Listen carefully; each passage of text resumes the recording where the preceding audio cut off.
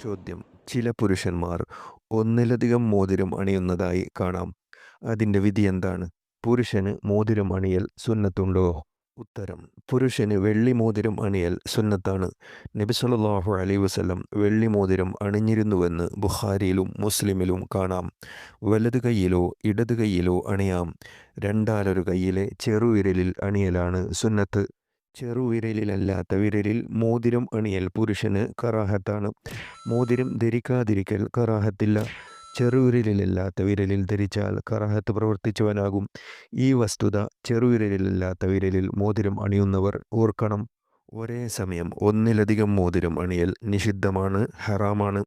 ഇക്കാര്യം ഇമാം ഇബ്നു ഹജർ റളിയല്ലാഹു അൻഹു തുഹ്ഫയിലും ഷെയ്ഖ് മഖ്ദൂം റളിയല്ലാഹു അൻഹു ഫത്ഹുൽ മുഈനിലും വ്യക്തമാക്കിയിട്ടുണ്ട്. എന്നാൽ തുഹ്ഫയോട് സമാന പദവിയുള്ള നിഹായയിൽ ഇമാം റംലി റളിയല്ലാഹു അൻഹു പറയുന്നത് ഒരേ സമയം ഒന്നിലധികം മോതിരം അണിയൽ കറാഹത്താണെന്നാണ്. ഇമാം ഷിർബീൻ റളിയല്ലാഹു അൻഹു മുഗ്നിയിലും ഇക്കാര്യം പറഞ്ഞിട്ടുണ്ട്. പുരുഷൻ രണ്ട് മോതിരം ഒരേ സമയം അണിഞ്ഞ് ഹറാമും കറാഹത്തും ചെയ്യാതിരിക്കുക. ചോദ്യം: അരിഭക്ഷണം കഴിക്കുമ്പോൾ സ്വലാത്ത് ചെല്ലൽ സുന്നത്താണെന്ന് ചിലർ പറയുന്നു. മറ്റു ചിലർ സുന്നത്തില്ലെന്നും പറയുന്നു. ഏതാണ് ശരി? ഉത്തരം: അരിഭക്ഷണം തിന്നുമ്പോൾ സ്വലാത്ത് ചൊല്ലൽ സുന്നത്തുണ്ട്.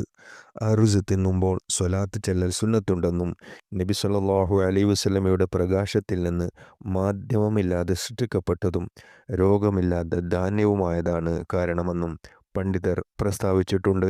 ചോദ്യം: ആർത്തവക്കാരി ചെടി സ്പർശിച്ചാൽ അത് ദുഷിക്കുമെന്നൊരു സംസാരം സ്ത്രീകൾക്കിടയിലുണ്ട്. അതുകൊണ്ട് തന്നെ പ്രസ്തുത വേളയിൽ അവർ ചെടിയോ നെയ്ച്ചോറിൽ ചേർക്കുന്ന ചെടി ഇലയോ തൊടാറില്ല. ഇതിനെക്കുറിച്ചെന്തു പറയുന്നു? ഉത്തരം: ഇത് അടിസ്ഥാനരഹിതമല്ല.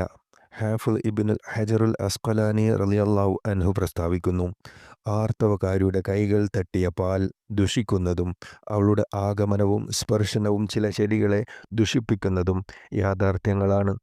ചോദ്യം: ചില നാടുകളിൽ പെൺകുട്ടികൾക്ക് പ്രായപൂർത്തിയായാൽ അതൊരു ആഘോഷമായി കൊണ്ടാടുന്നു. ഇത് ശരിയാണോ? ഉത്തരം: സ്ത്രീ ആർത്തവകാരിയാവുന്ന ആദ്യ തവണ ഭയവും വിഷമവും അനുഭവപ്പെടാൻ സാധ്യതയുണ്ട്.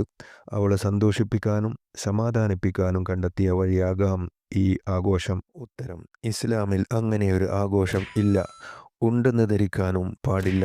എന്നാൽ ശർഅ് വിലക്കിയ കാര്യങ്ങൾ ഒന്നും ഇല്ലെങ്കിൽ ഇത്തരം നാട്ടാചാരം തെറ്റാണെന്ന് പറയാനും പറ്റില്ല. ചോദ്യം: മരണവീട്ടിൽ 7 ദിവസം പുല, അതായത് അയിത്തം ഉണ്ടാകുമെന്ന് പറയപ്പെടുന്നു. ഇത് ശരിയാണോ? ഉത്തരം: അല്ല.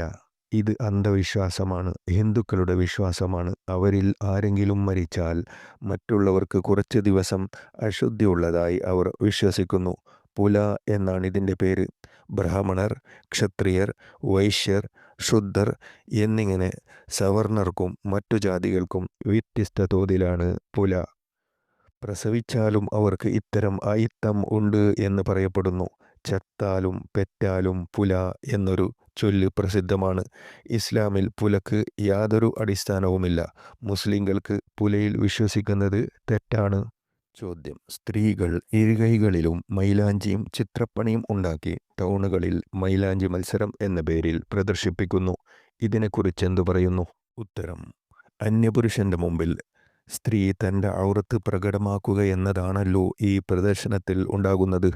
അത് തെറ്റും കുറ്റവുമാണെന്നവർക്കും മറ്റുള്ളവർക്കും അറിയാം. ഇസ്ലാം നിഷിദ്ധമാക്കിയതാണതെന്ന് അറിഞ്ഞുകൊണ്ട് തന്നെയാണവർ ആ തെറ്റ് ചെയ്യുന്നത്.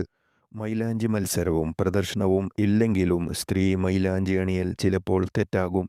സ്ത്രീകളുടെ മൈലാഞ്ചി വിധികൾ ശ്രദ്ധിക്കുക. സ്ത്രീ ഭർതൃമതിയെങ്കിൽ കൈകാലുകളിൽ മൈലാഞ്ചി അണിയൽ സുന്നത്തും ഭർതൃമതി അല്ലെങ്കിൽ കറാഹത്തുമാണ്.